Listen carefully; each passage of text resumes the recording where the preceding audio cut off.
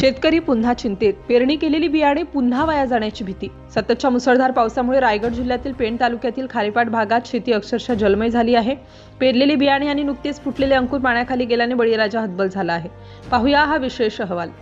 रायगड जिल्ह्यातील पेण तालुक्यातील खारेपाट परिसरात गेल्या काही दिवसांपासून सुरू असलेल्या मुसळधार पावसाने शेतकऱ्यांच्या अडचणीत मोठी भर पडली आहे.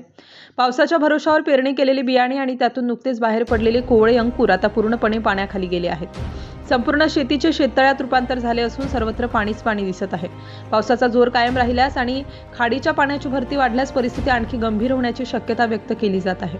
आधीच वाढलेला शेतीचा खर्च, महागडी बियाणे आणि अनिश्चित हवामान यामुळे शेतकरी आर्थिक संकटात सापडलाय.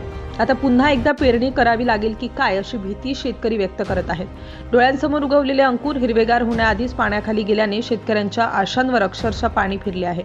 सततच्या पावसामुळे निर्माण झालेल्या या परिस्थितीकडे प्रशासनाने तातडीने लक्ष देऊन आवश्यक मदत करावी अशी मागणी शेतकरी करीत आहेत. राष्ट्र माझा लाईव्ह न्यूजसाठी संजय गायकवाड, पेण, रायगड.